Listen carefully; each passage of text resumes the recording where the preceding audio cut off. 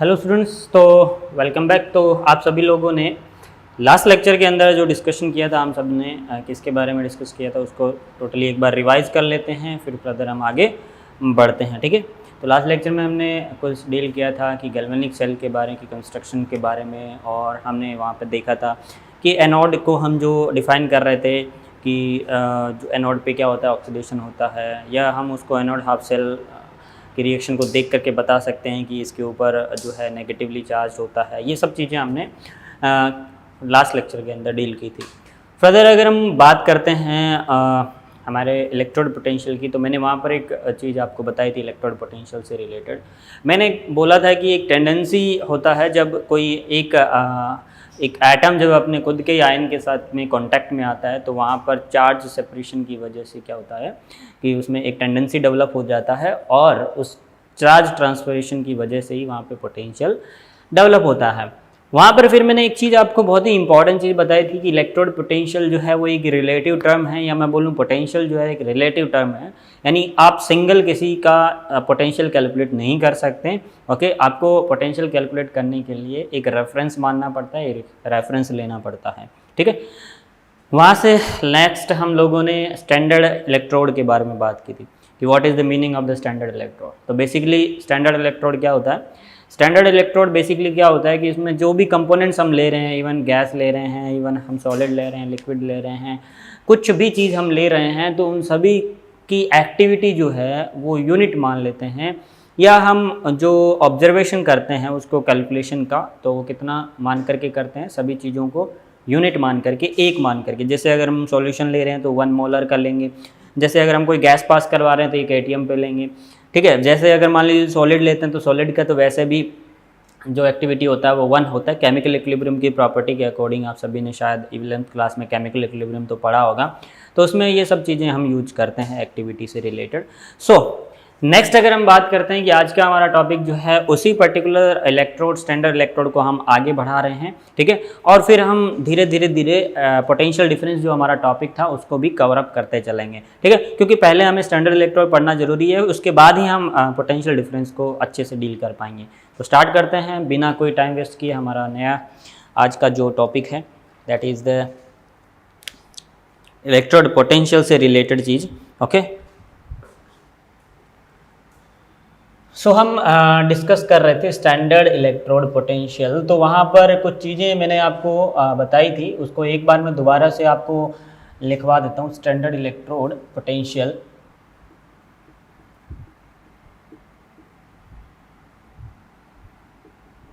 Okay, standard electrode potential के लिए मैंने आपको लिखा था, इसका शॉर्ट फॉर्म भी आप यहाँ पर इनडायरेक्टली लिख लीजिए, स्टैंडर्ड इलेक्ट्रोड पोटेंशियल। ठीक है, अब देखो स्टैंडर्ड इलेक्ट्रोड पोटेंशियल में मैंने आपको एक चीज़ बताई थी, क्या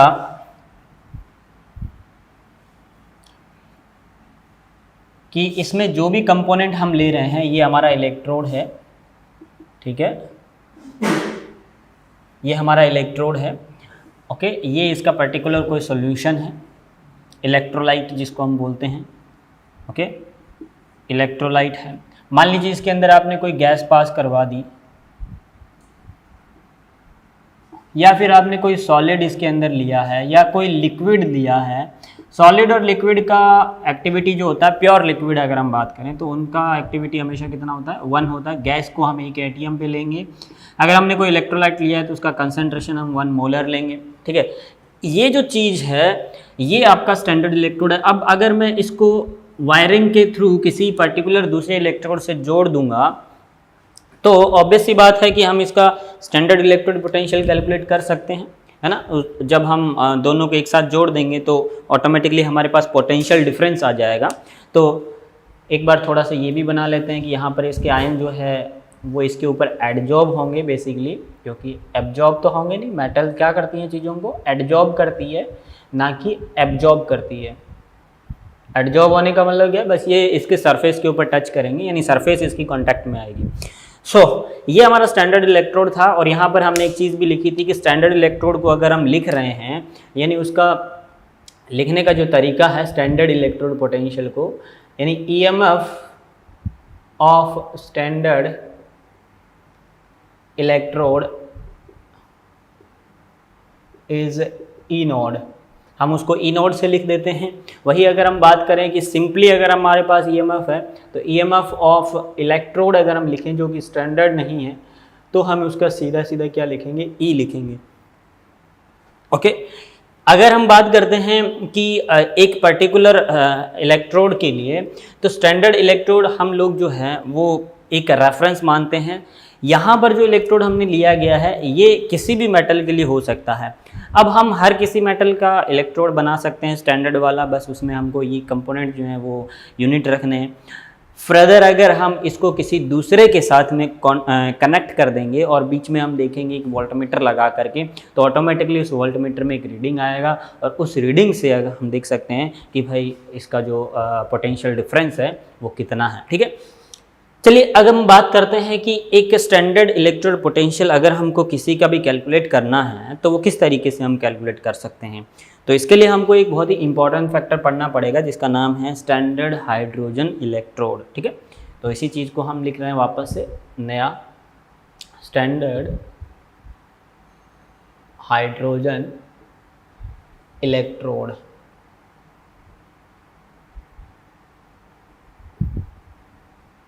स्टैंडर्ड हाइड्रोजन इलेक्ट्रोड यानी SHE।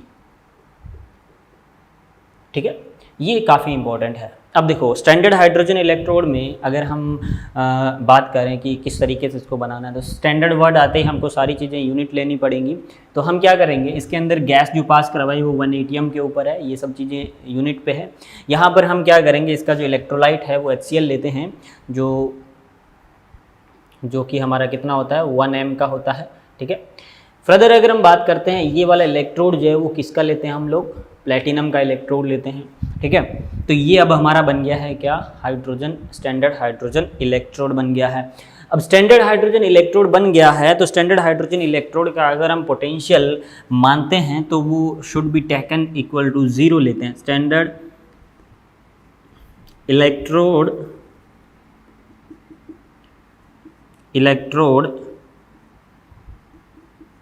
potential of standard hydrogen electrode should be 0. It is not equal to 0। मैं एक बार वापस से बता देता हूँ क्योंकि IIT में एक बार क्वेश्चन आ गया था, IIT का क्वेश्चन है ये क्या कि it is not a 0, it is taken to be 0 for calculation of the standard electrode potential of reference हमारी जो भी metals होती है। ये जो 0 हमने लिया है स्टैंडर्ड हाइड्रोजन इलेक्ट्रोड का, it is not equal to 0, it should be taken is equal to 0। ठीक है, ये हम मानते हैं, it is let be assume it कि इसका स्टैंडर्ड इलेक्ट्रोड पोटेंशियल कितना है 0, ताकि हम किसी दूसरे का अगर हम इलेक्ट्रोड पोटेंशियल निकालें तो वहाँ पर हम हाइड्रोजन इलेक्ट्रोड को जोड़ के उसका रिस्पेक्टिव क्या निकाल सकें, हम उसका इलेक्ट्रोड पोटेंशियल निकाल सकें और स्टैंडर्ड वाला निकाल सकें। ठीक है, तो अगर आपसे पूछे कि electrode potential of hydrogen electrode क्या होगा तो ये इंपॉर्टेंट चीज है।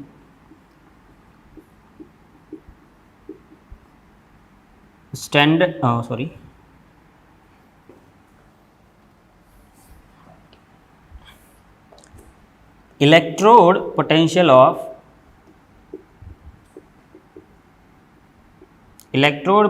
Of hydrogen electrode is not equal to 0। ये बहुत ही इंपॉर्टेंट चीज़ है। अगर आप electrode potential of hydrogen electrode की बात करते हो, it is not equal to 0, but वही अगर हम बात करें कि electrode potential standard hydrogen electrode तो उसके लिए हम 0 मानते हैं। ठीक है, ये IIT का मैंने बताया कि क्वेश्चन भी है, एक बार IIT में क्वेश्चन पूछ लिया गया था, उसमें ऑप्शंस में दिया गया था कि हम इसका मानते हैं या होता है, ये सब चीज़ें। तो उसमें यही आंसर क्या सही था कि हम मानते हैं कि उसका इलेक्ट्रोड पोटेंशियल कितना है, 0 है। ठीक है, तो ये सब चीज़ें एक बार आप कॉपी करिए, फिर हम स्टैंडर्ड इलेक्ट्रोड, हाइड्रोजन इलेक्ट्रोड हो या कोई भी इलेक्ट्रोड हो, उस पर्टिकुलर इलेक्ट्रोड से रिलेटेड कुछ बातें हमको पता होनी चाहिए। हालांकि हमने थोड़ा थोड़ा पीछे कवर कर लिया है, लेकिन फिर भी एक बार मैं वापस से उन सभी चीज़ों को थोड़ा नए वे में बताता हूँ कि अगर हमको इसको एक्सप्रेस करना हो तो किस तरीके से हमको ये इलेक्ट्रोड जो है वो लिखे हुए मिल सकते हैं, या हमको पहचानना भी ज़रूरी है कि अगर हम इन दोनों को आपस में कनेक्ट करते हैं तो ईएमएफ कैसे कैलकुलेट करेंगे, यस और नॉट, ये सब चीज़ें। तो एक बार इसको नोट कर लो, फिर हम बात करते हैं कि हमारा ईएमएफ जो होता है उसको किस तरीके से कैलकुलेशन किया जाए, ठीक है। सो नेक्स्ट हमारा हेडिंग यही है कि calculation of EMF of cell या फिर इलेक्ट्रोड के लिए अगर हम बात करें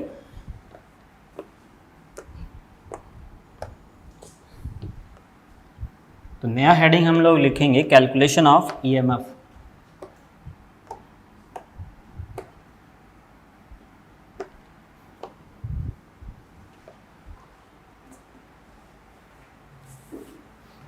so calculation of EMF, EMF का अगर हमको कैलकुलेशन करना है तो हमेशा एक चीज़ ध्यान में रखिए, ईएमएफ होता जो है वो सेल का होता है।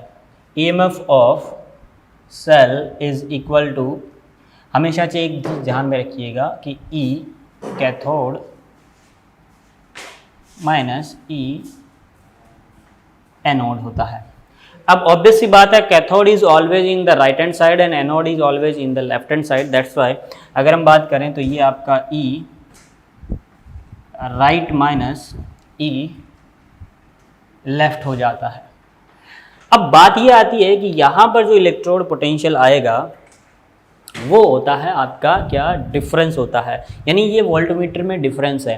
कहने का मतलब ये है कि अगर हम बात करते हैं कि इलेक्ट्रोड पोटेंशियल के लिए, स्टैंडर्ड वाले के लिए, तो यही चीज़ अगर हम स्टैंडर्ड के लिए लिखते हैं तो ये आपका क्या हो जाएगा, ई सेल हो जाएगा, क्योंकि जैसे ही हम दोनों को कनेक्ट करेंगे एनोड और कैथोड को तो वो पूरा इंटायर एक क्या बन जाएगा, सेल बन जाएगा, ठीक है।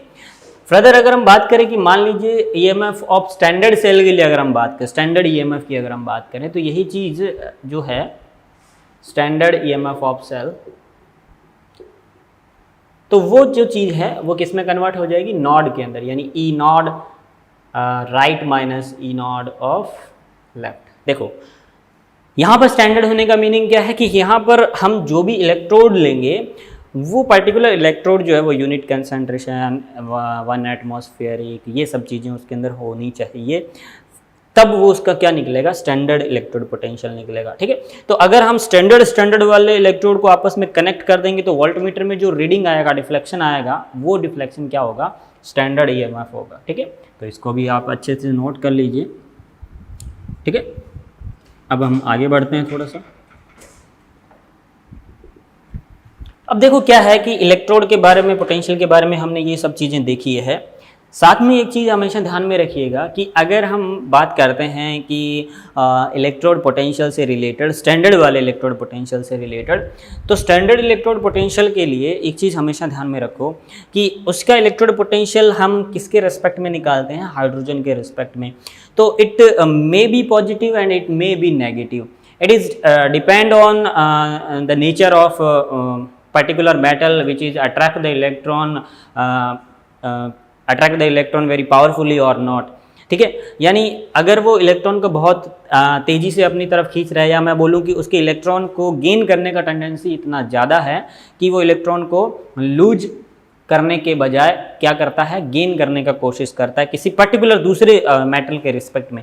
जैसे अब अगर हम बात करते हैं डेनियल सेल के लिए ही, जैसे अभी गैल्वेनिक सेल हमने लिखा डेनियल सेल, तो उसके अंदर अगर हम देखें तो आपने देखा कि जिंक इलेक्ट्रॉन दे रहा है धीरे धीरे और कॉपर वही इलेक्ट्रॉन ले रहा है। तो इसका मीनिंग क्या है कि कॉपर +2 का इलेक्ट्रॉन लेने का पावर जिंक +2 के इलेक्ट्रॉन लेने की पावर से क्या है, ज़्यादा है, तभी तो वो उससे क्या कर रहा है, खींचातानी करके उससे इलेक्ट्रॉन खींच ले रहा है। तो उन्हीं सब चीज़ों के बारे में हम वापस से आते हैं इलेक्ट्रोड पोटेंशियल से रिलेटेड, क्योंकि अगर हम बात करें ईएमएफ के लिए तो ईएमएफ कैलकुलेशन अगर हमको करना है तो ये सब चीज़ें हमारे लिए ज़रूरी है। इसको समझ लिया हमने कि कैथोड माइनस एनोड होता है, राइट माइनस लेफ्ट होता है, ठीक है। तो ये चीज़ें आप एक बार नोट करो। फिर हम बात करते हैं कि डेनियल सेल के लिए स्टैंडर्ड इलेक्ट्रोड पोटेंशियल हम जिंक के लिए और पर्टिकुलरली अगर हम बात करें कॉपर के लिए किस तरीके से हमको कैलकुलेशन करना है वो हम देखते हैं, ठीक है।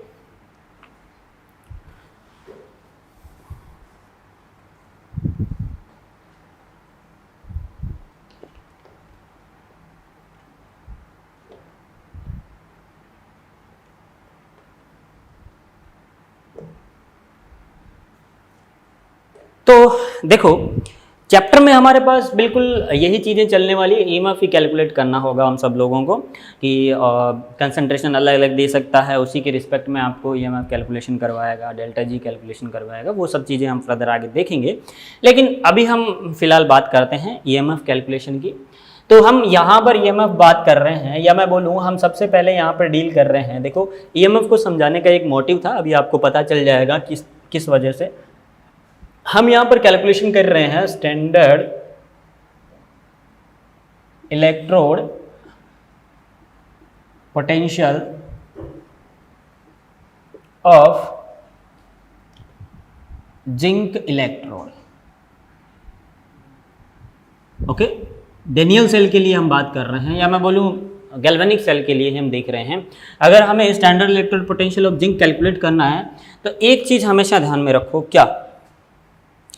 अब स्टैंडर्ड इलेक्ट्रोड कैलकुलेशन करना, इलेक्ट्रोड पोटेंशियल कैलकुलेट करना है तो उसके लिए आपको स्टैंडर्ड इलेक्ट्रोड लेना पड़ेगा। तो इसके लिए हमें किसको रेफरेंस बनाया? हमने रेफरेंस बनाया हाइड्रोजन इलेक्ट्रोड को। अब हाइड्रोजन इलेक्ट्रोड को हम क्या करेंगे, इसके साथ में कनेक्ट कर देंगे। लेकिन यहाँ पर आपको कोई कन्फ्यूजन नहीं होना चाहिए, मैं जैसे बता रहा हूँ उसी तरीके से आपको करना है। क्या कि आप हाइड्रोजन इलेक्ट्रोड को हमेशा एज ए एनोड मान करके चलो। कैसा मान करके चलो? एनोड, यानी उसको आपको उसका पोजीशन चेंज करने की ज़रूरत नहीं है। आप हमेशा हाइड्रोजन इलेक्ट्रोड को कहाँ जोड़ो?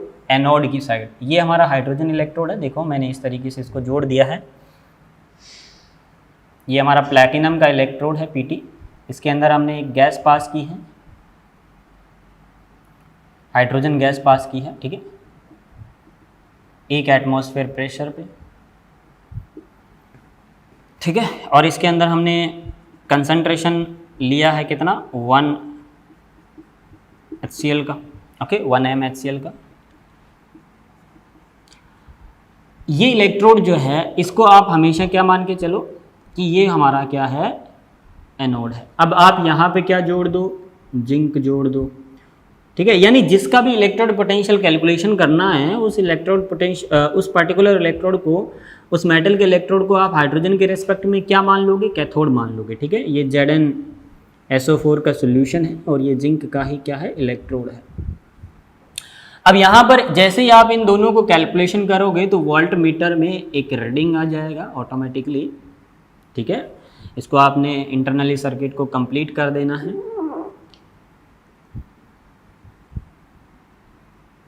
ओके, तो ये हमारा सॉल्ट ब्रिज है, ठीक है।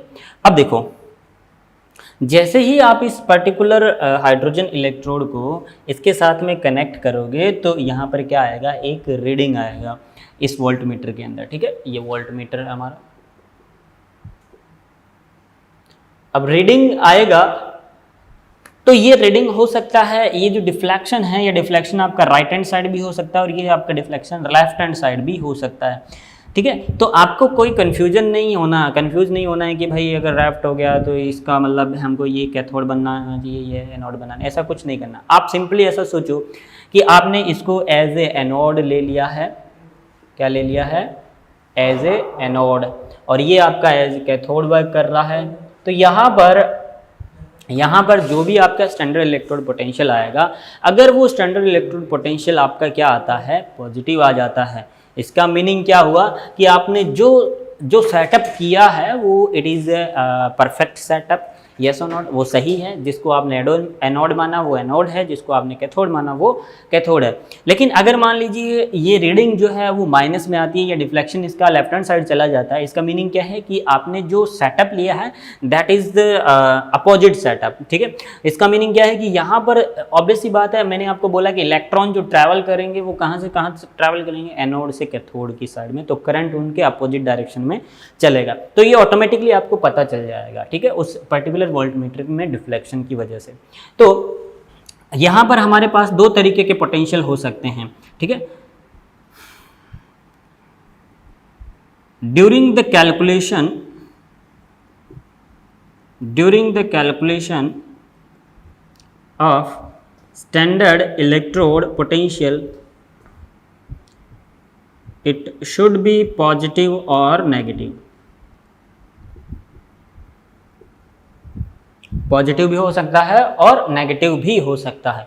अब बात ये आती है कि अगर पॉजिटिव आ गया इसका मीनिंग तो हमने सेटअप सही लगाया, अगर नेगेटिव आ गया इसका मतलब सेटअप हमारा क्या जस्ट अपोजिट है। तो इसको आपको क्या नाम इसका कंफ्यूज होने की ज़रूरत नहीं है कि भाई कैसे ये नेगेटिव कैसे आ गया, ठीक है। तो अब एक बात सुनो मेरी जो मैं बता रहा हूँ, अगर मान लीजिए हम बात करते हैं कि अगर इसका डिफ्लेक्शन जो है वो पॉजिटिव आ गया, इसका मीनिंग ऑटोमेटिकली हम ऐसा बोल सकते हैं कि एनोड के ऊपर क्या ऑक्सीडेशन और कैथोड के ऊपर रिडक्शन, ये हमें पता है। तो इस केस में हम ऐसा बोल सकते हैं कि इसका जो पोटेंशियल आएगा, इसका जो पोटेंशियल आएगा, अब देखो हाइड्रोजन इलेक्ट्रोड के लिए अगर हम ईएमएफ की बात करें, देखो जिंक के लिए ईएमएफ ऑफ सेल अगर हम बात करें, ईएमएफ ऑफ सेल, यानी ये हमारे पास जो सेल है, इस सेल का ईएमएफ अगर हम देखें तो हमें पता है कि ये जो सेल है वो ई राइट माइनस ई लेफ्ट होगा, ऑब्वियस सी बात है। तो यहाँ से अगर हम देखें तो हमें पता चला कि ई ऑफ सेल जो है ना, ई ऑफ सेल जो है वो कितना आएगा, ई राइट माइनस लेफ्ट, यानी ई राइट कौन है, जिंक का इलेक्ट्रोड है, यस और नॉट, यानी ई of zinc electrode and E of left में आपके पास में कौन है, हाइड्रोजन इलेक्ट्रोड, ठीक है। ये फिलहाल मैं अभी यहाँ पर लिख रहा हूँ, लेकिन आगे चलकर मैं आपको बता दूंगा कि इसका रिप्रेजेंटेशन जो होता है वो किस तरीके से होता है, ठीक है। तो एक बार हम इसको सिंपली लिख लेते हैं। तो यहाँ से लेफ्ट माइनस राइट अगर हमने किए तो ये वाला जो स्टैंडर्ड इलेक्ट्रोड पोटेंशियल जो है हाइड्रोजन का, तो हमने शुड बी इक्वल टू 0 माना है। इट मीन्स हमारे पास जो भी सेल का जो वोल्टमीटर में रीडिंग आएगा, डिफ्लेक्शन आएगा, it is totally the electrode potential of particular metal electrode, okay. जो भी इलेक्ट्रोड हमने लिया है उसी का ही ये क्या आएगा, इलेक्ट्रोड पोटेंशियल आएगा, ठीक है। तो यहाँ पर अगर हम देखें तो ये जो सेल का ईएमएफ है, it is equal to the electrode potential of particular zinc metal, yes और नॉट। तो कहने का मतलब क्या है, यहाँ से जो वैल्यू आएगा, it is the value is plus 0.76, ठीक है। तो सिंपली आप यहाँ पर इसका इलेक्ट्रोड पोटेंशियल कैलकुलेशन कर सकते हैं। यहाँ से इसका जो वैल्यू आएगा, जो भी वैल्यू आएगा उसको आप नोट डाउन करते रहोगे। इसी तरीके से हम यहाँ पर एक बार कॉपर को कनेक्ट करके देखते हैं। तो जैसे ही कॉपर को हम कनेक्ट करके देखेंगे तो उसमें भी क्या आएगा, वोल्टमीटर में रीडिंग आएगा। तो उसके लिए अगर हम कैलकुलेशन करेंगे तो भी इसी तरीके से उसका कैलकुलेशन होगा, ठीक है। लेकिन अगर हम बात करें, मैंने यहाँ पे बताया कि ये जो इलेक्ट्रोड पोटेंशियल है शुड बी पॉजिटिव और नेगेटिव। तो हम कैसे डिफाइन करें कि भाई पॉजिटिव वाला कौन सा होगा या नेगेटिव वाला कौन सा इलेक्ट्रोड पोटेंशियल होगा। तो it is totally depend according to the oxidation and according to the reduction, ठीक है। हमारे पास यहाँ पर दो तरीके के पोटेंशियल आते हैं, एक ऑक्सीडेशन पोटेंशियल आता है और एक रिडक्शन पोटेंशियल आता है। लेकिन अगर मैं बात करता हूँ इस पूरे चैप्टर के अंदर, तो हम यहाँ पर केवल एक ही पोटेंशियल के बारे में बात करेंगे, that is the reduction potential. यहाँ पर ये पोटेंशियल जो आ रहा है, it is 0.76, it is the oxidation potential of the particular zinc metal, ठीक है। तो अगर मेरे को इसका रिडक्शन पोटेंशियल देखना हो तो रिडक्शन पोटेंशियल इसका क्या हो जाएगा, जस्ट रिवर्स हो जाएगा, ठीक है। तो एक बार आप इसको कॉपी करिए, फिर मैं आपको बता देता हूँ कि oxidation potential and reduction potential के बारे में थोड़ा सा, ताकि हम लोग जब इसको कैलकुलेशन करने जाएं इलेक्ट्रोड पोटेंशियल को, तो वहाँ पर आपको कोई कन्फ्यूजन ना रहे कि हमें ऑक्सीडेशन पोटेंशियल लेना है या रिडक्शन पोटेंशियल लेना है। आप कभी भी ऑक्सीडेशन पोटेंशियल में काम नहीं करेंगे मेरे अकॉर्डिंग। अगर आप लेक्चर्स को अच्छे तरीके से देख रहे हैं, चीज़ों को अच्छे तरह से समझ रहे हैं, तो आप मैं जैसा बता रहा हूँ उसी तरीके से चीज़ों को फॉलो करिए, आपको कोई परेशानी नहीं आएगी, ठीक है। इस पूरे टॉपिक के अंदर हम केवल एक ही पोटेंशियल के बारे में बात करेंगे, that is the reduction potential, ठीक है। तो अभी उसी को हम एक बार लिख लेते हैं, क्या कि electrode potential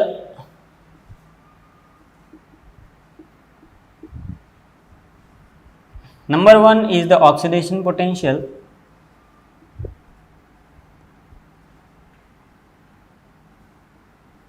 and second one is the reduction potential.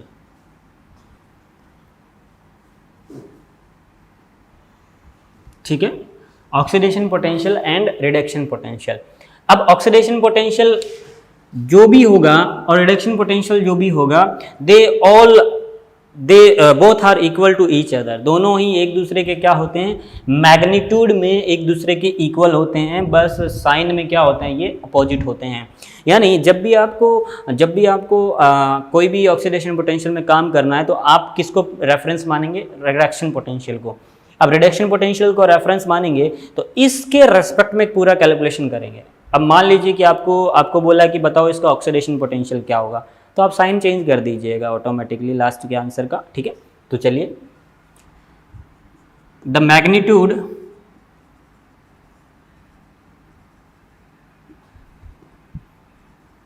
Of oxidation potential OP and RP reduction potential are equal या सेम, इक्वली लिख लो, इक्वल टू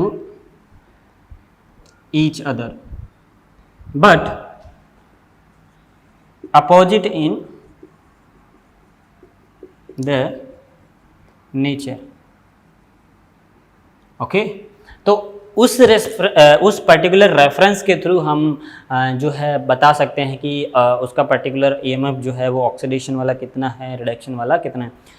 आप हमेशा किसको रेफरेंस मानोगे, रिडक्शन पोटेंशियल को। यानी जितना भी कैलकुलेशन है वो कैसा होना चाहिए, रिडक्शन पोटेंशियल में जो भी कैलकुलेशन होगी सभी की सभी एज ए रिडक्शन पोटेंशियल। यानी जब आप कैलकुलेशन करोगे तो रिडक्शन पोटेंशियल का मीनिंग क्या है कि इस दौरान, रिडक्शन के दौरान अगर मैं बोलूं कि M, मान लीजिए मेरे पास कोई M मेटल है, ओके, इसके ऊपर कोई चार्ज N है, अगर इसने N इलेक्ट्रॉन ले लिए तो ये किस में कन्वर्ट हो जाएगा, मेटल में, ये एक्वस में है, ठीक है।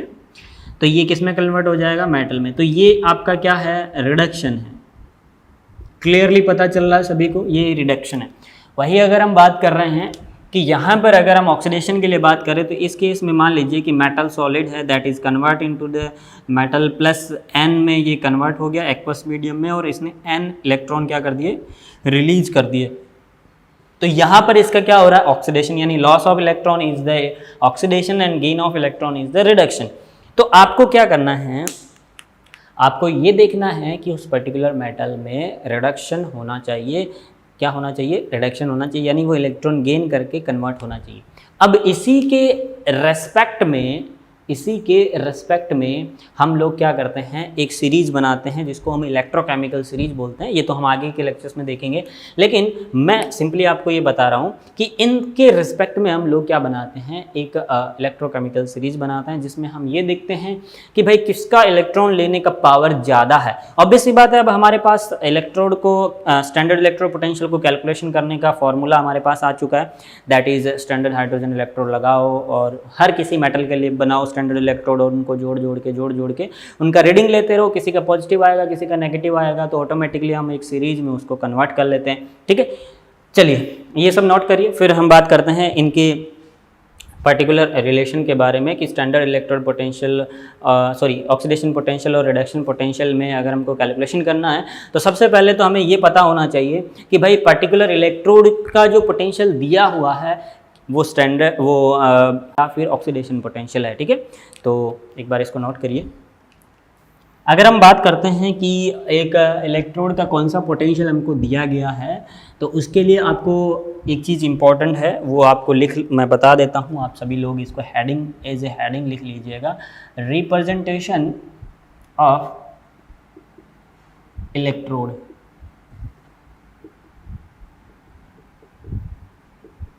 देखो हमने अभी बात की कि हम जो भी कैलकुलेशन करेंगे वो एज ए रेफरेंस हम रिडक्शन पोटेंशियल को मान के चलेंगे, यानी उसका क्या हो रहा है, रिडक्शन हो रहा है, ठीक है। तो इसको लिखने का एक तरीका है क्या कि आपको जब आप उस पर्टिकुलर इलेक्ट्रोड को देख रहे हो तो उस पर्टिकुलर इलेक्ट्रोड में जब आप लेफ़्ट टू जब राइट जाते हो तो उसमें आपको क्या पता चलना चाहिए, लेफ़्ट टू राइट जाने पे आपको क्या पता चलना चाहिए कि उस पर्टिकुलर इलेक्ट्रोड में क्या हो रहा है, रिडक्शन हो रहा है। क्या हो रहा है, रिडक्शन हो रहा है। जब हमें ये पता चल जाएगा कि उसमें रिडक्शन हो रहा है तो हमें क्लियरली ये पता होगा कि दिया गया इलेक्ट्रोड का जो पोटेंशियल है वो कौन सा पोटेंशियल है, रिडक्शन पोटेंशियल है। ठीक है, चलिए उसी तरीके से हम देख रहे हैं यहाँ पर हमें रिप्रेजेंटेशन की अगर हम बात करें तो हमारे पास यहाँ पर एनोड होता है, यहाँ पर हम कैथोड भी ले लेते हैं। ठीक है, और साथ में यहाँ पर हम उसका इलेक्ट्रोलाइट लेते हैं जिसके अंदर वो रखा गया है, और फिर हम यहाँ पर उस पर्टिकुलर इलेक्ट्रोड को लिख लेते हैं। ठीक है, ये इसका रिप्रेजेंटेशन होता है। यानी जब हम इधर से इधर जाएं तो आपको क्या लगना चाहिए, ये रिडक्शन हो रहा है। और आप देख रहे हो, आपको पता भी चला, देखो इलेक्ट्रोलाइट सॉल्यूशन के अंदर पॉजिटिवली चार्ज होगा, जैसे आप इधर से इधर जा रहे हो तो आपको क्या पता चल रहा है कि ये रिडक्शन हो रहा है, इलेक्ट्रोड के अंदर कन्वर्ट हो रहा है, यानी ये मेटल है। यस और नॉट? जैसे मान लो जिंक का ही अगर हम बात करें तो ये जिंक +2 होगा, इट इज़ जिंक इलेक्ट्रोड। ठीक है, तो अगर हम बात करें तो ये सेल को ये इलेक्ट्रोड को रिप्रेजेंट करने का तरीका होता है जिसमें यहाँ एनोड और कैथोड रिस्पेक्टिवली अगर हम बात करें electrolyte and it is the electrode. तो ये जो डंडियाँ हमने लिखी है, ये डंडियाँ क्या चीज़ है, देखो ये डंडियाँ आपको ये दिखाती है कि यहाँ पर हमारे पास इसके फेज में डिफरेंस किया गया है। इलेक्ट्रोलाइट जो है वो आपका किसके अंदर है, सॉल्यूशन के अंदर, लिक्विड के अंदर है, बल्कि अगर हम इलेक्ट्रोड की बात करें तो वो एक सॉलिड मटेरियल है, यानी सॉलिड सब्सटेंस है। इसलिए इन दोनों को सेपरेशन करने के लिए हमने ये क्या लिया है, ये लाइन ली गई है। तो ये क्या है, एक सेपरेशन लाइन है जो आपको क्या करती है, पर्टिकुलर दो जो आपके इलेक्ट्रोड्स और इलेक्ट्रोलाइट है उनके फेज को क्या करती है, डिफ्रेंशिएट करती है। ठीक है, तो ये यहाँ पर लिख लीजिएगा कि ये जो डंडियाँ मैंने बनाई है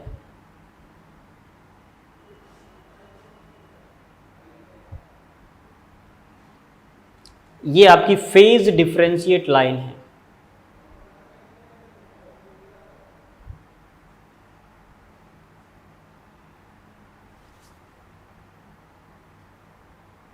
जो पर्टिकुलर इलेक्ट्रोड और इलेक्ट्रोलाइट को क्या करती है, एक दूसरे से अलग करती है। ठीक है, तो अगर मान लीजिए कि इस तरीके का रिप्रेजेंटेशन अगर मैं आपको बोलूं कि जो आपका कोई भी सेल है उसको अगर आपको रिप्रेजेंट करना है तो किस तरीके से करेंगे। एक चीज़ आपको बता देता हूं कि ये जो है वो आप ऐसा भी बोल सकते हो कि it is a representation of half cell. ठीक है,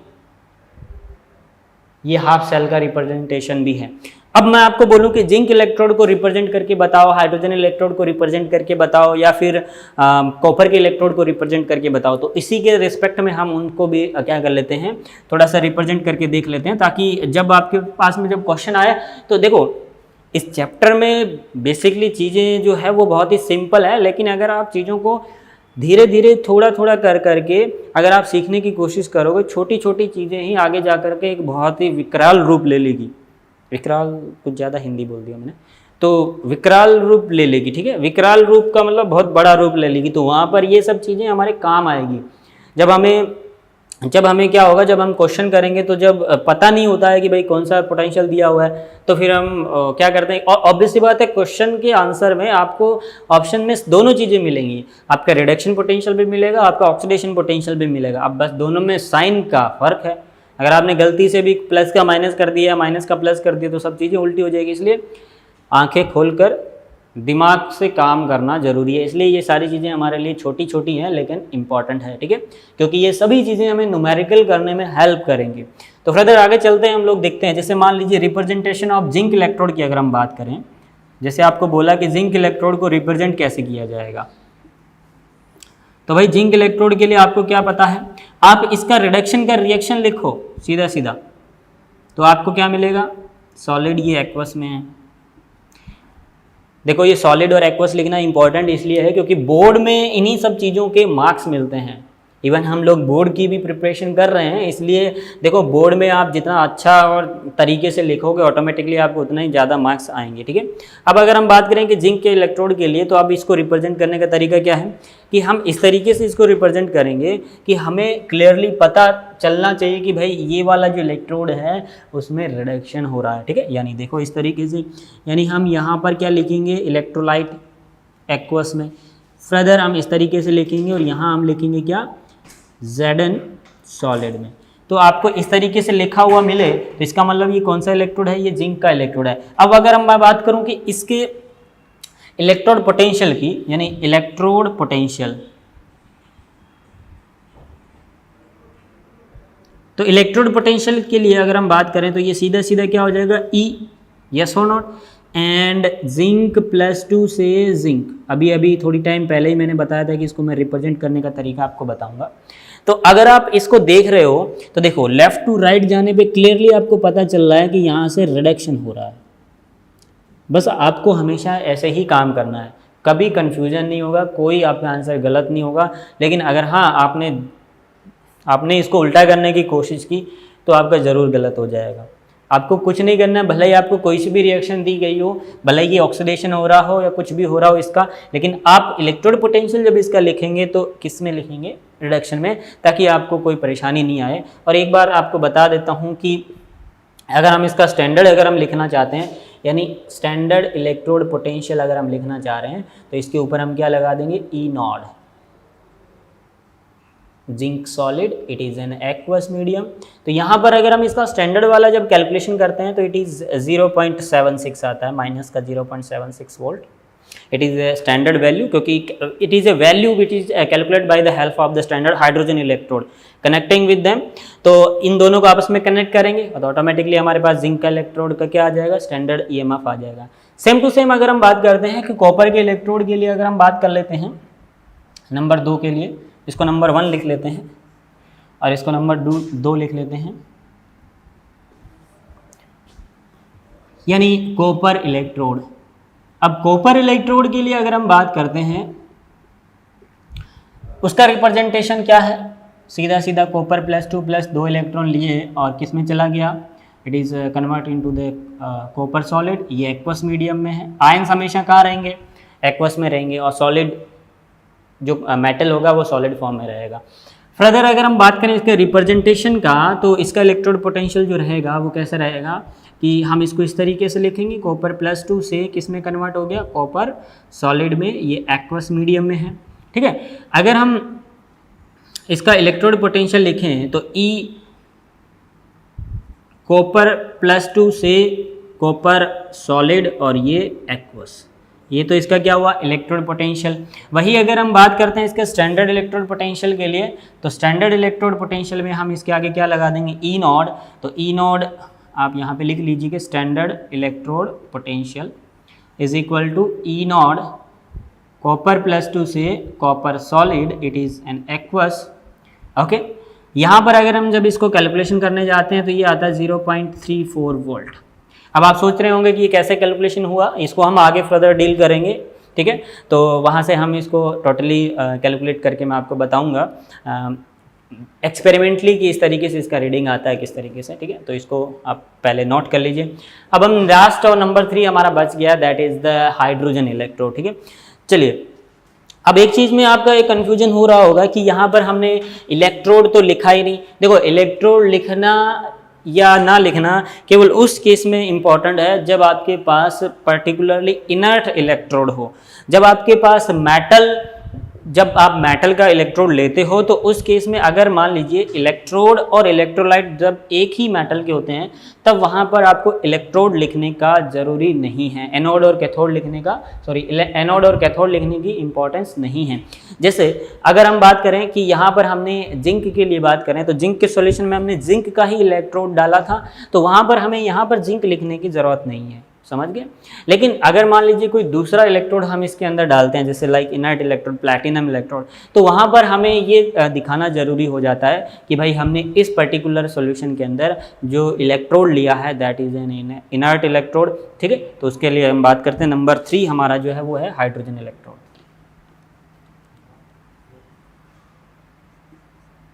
हाइड्रोजन इलेक्ट्रोड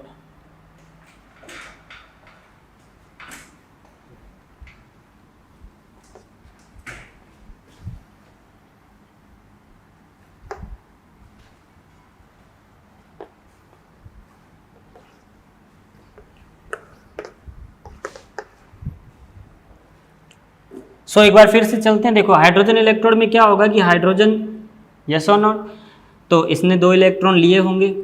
और ये किस में कन्वर्ट हो गया होगा, it is convert into the hydrogen gas, yes और नो। तो बस यही चीज़ हमको लिखना है। ये इधर से इधर जाते हुए हमें ऐसा लगना चाहिए कि लेफ्ट टू राइट क्या हो रहा है, रिडक्शन हो रहा है। यानी अगर हम देखें तो ये आएगा H+ और एक्वस में होगा H+, ठीक है, और बाद में क्या होगा, हाइड्रोजन गैस बन रही है, यस और नॉट। चलिए यहाँ से अगर हम देखें तो हमें यहाँ पर इसमें जो यूज में लिया गया जो इलेक्ट्रोड है that is the platinum electrode, that's why यहाँ पर हमें ये लिखना ज़रूरी है। चलो अगर हम बात करें कि इसके इलेक्ट्रोड पोटेंशियल की, स्टैंडर्ड वाले की, standard hydrogen electrode potential, standard hydrogen electrode potential की अगर हम बात करें तो वो कैसे लिखेंगे, E0 platinum H+ in aqueous medium hydrogen gas, ये आपका कितना होता है, should be taken is equal to 0। Okay, इसको नोट कीजिए, ठीक है। तो ये हमारा एक इलेक्ट्रोड को रिप्रेजेंट करने का तरीका होता है, जिसमें आपको क्या पता रहता है कि जो भी दिया गया सब्सटेंस है उसमें आप हमेशा ये ढूंढोगे कि भाई इधर से इधर जाने पे क्या हो रहा है, रिडक्शन हो रहा है। अगर मान लीजिए आपको रिवर्स करके दिया जाए तो आप तुरंत समझ जाएंगे कि ये हमें कैसा दिया गया है, ऑक्सीडेशन पोटेंशियल दिया गया है। लेट एग्जाम्पल अगर हम बात करते हैं, कुछ छोटे छोटे एग्जाम्पल्स के लिए देखते हैं। जैसे आपको बोला कि आपको कोई भी इलेक्ट्रोड पोटेंशियल दिया गया है, जैसे जिंक से जिंक +2 दे दिया एक्वस मीडियम में, है ना, यहाँ पर आपको दे दिया इट इज़ 0.76 वोल्ट।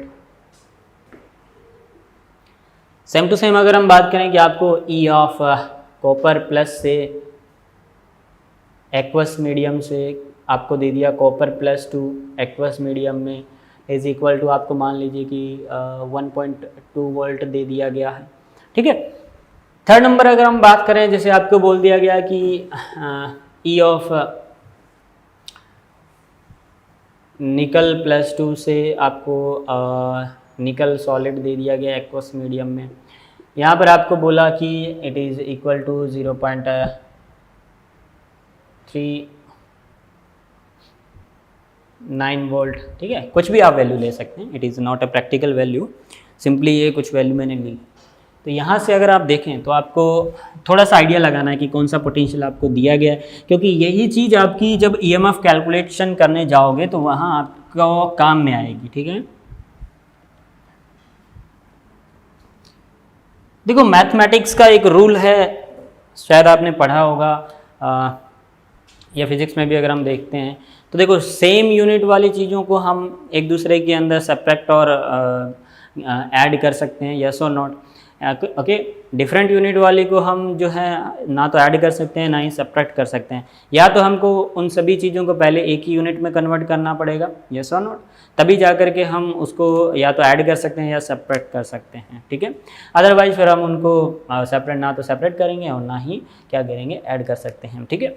जैसे x+y को ही ले लो, यस और नॉट, x+y को हम कभी भी जोड़ घटा नहीं सकते, ठीक है, सिंपली हम उनको सिंबलिक फॉर्म में ही लिख देते हैं। वही चीज़ यहाँ पे भी है, अगर आप ऐड कर रहे हो तो आप सारे रिडक्शन पोटेंशियल ऐड करो, यस और नॉट, या फिर सारे ऑक्सीडेशन पोटेंशियल ऐड करो। ऐसा नहीं है रिडक्शन और ऑक्सीडेशन ले लिया और ऐड कर दिया और आंसर आ गया, तो फिर वो गलत हो जाएगा। ये छोटी छोटी बातें।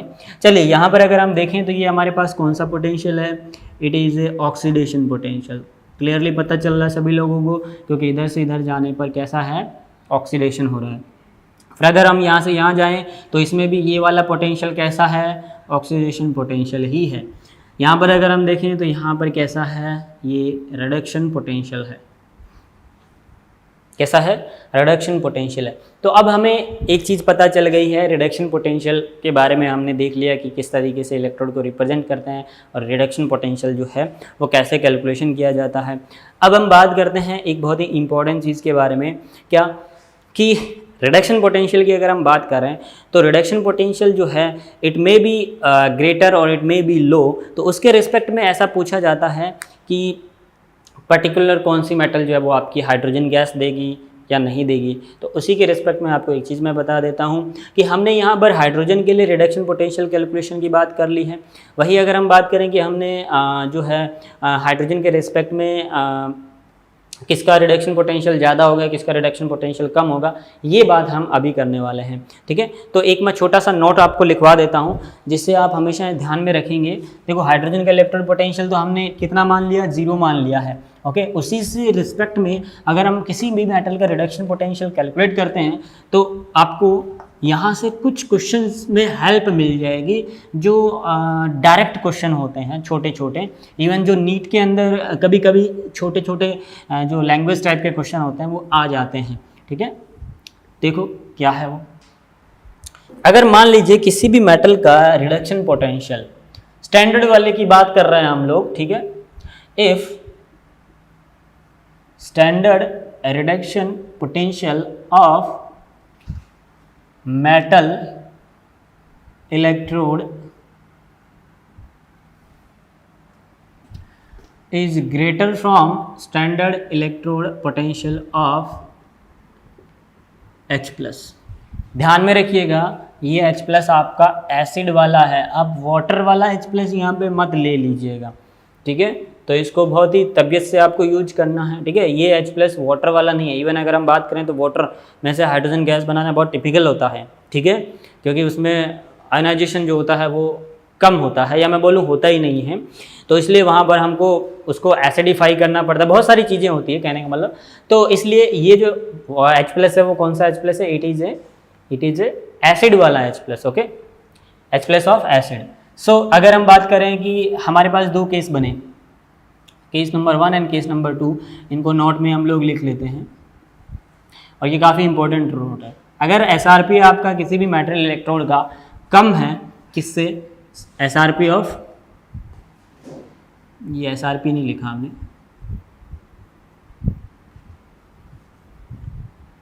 Standard SRP, standard reduction potential of hydrogen electrode, ऐसा लिख लो H+। ठीक है, ये कौन सा है, एसिड वाला।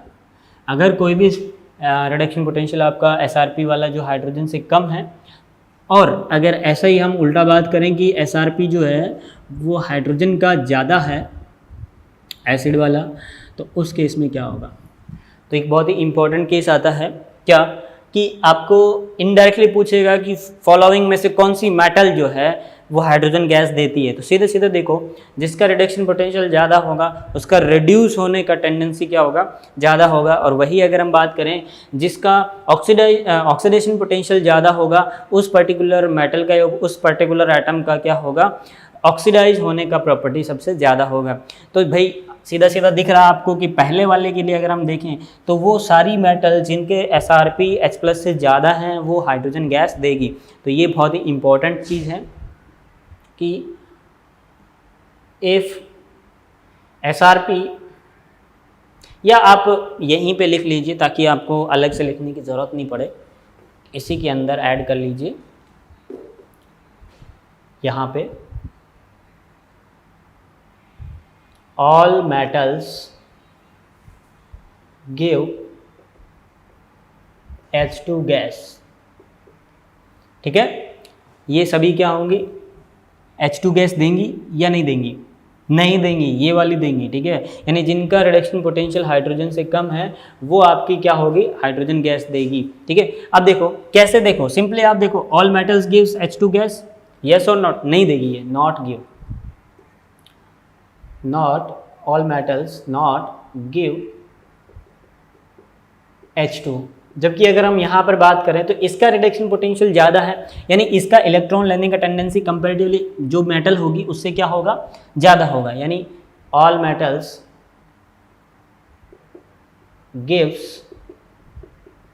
H2 gas. ठीक है, जैसे आपने देखा होगा कि सोडियम जो होता है, एग्जाम्पल के लिए अगर हम देखें, एग्जाम्पल में अगर हम देखें तो मैंने आपको बोला था कि मैं आपको ये भी बताऊंगा क्या कि किसी भी मेटल का जो होता है वो जैसे कॉपर और जिंक में अगर हम बात करें तो कॉपर ही आपका हमेशा रिड्यूस होता है, इवन जो है वो जिंक नहीं होता।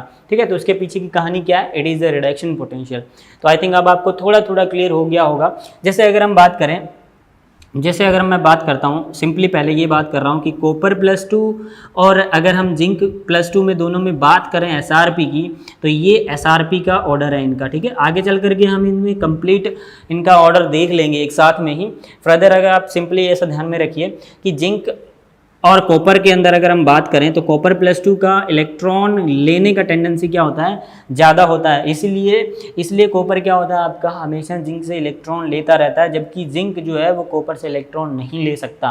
जिंक +2 का रिडक्शन जो पावर होता है वो क्या होता है, कॉपर +2 से कम होता है, ठीक है। सिंपली वही अगर हम बात करते हैं कि हमारे पास जो एग्जाम्पल है क्या, कि सोडियम प्लस और अगर हम बात करते हैं कि H+, इन दोनों में अगर हम बात करें तो आपको यहाँ से क्लियरली पता चल रहा है। यहाँ पे मैं इसका रिएक्शन लिख देता हूँ कि ये किस में कन्वर्ट हो जाएगा, कॉपर में। फर्दर अगर हम इन दोनों में बात करें तो इसका हाइड्रोजन का SRP जो होता है वो कंपेरेटिवली सोडियम प्लस से क्या होता है, ज़्यादा होता है। इसका मीनिंग क्या है कि हाइड्रोजन जो है वो आपका इलेक्ट्रॉन ले करके किस में चला जाएगा, हाइड्रोजन गैस के अंदर चला जाएगा।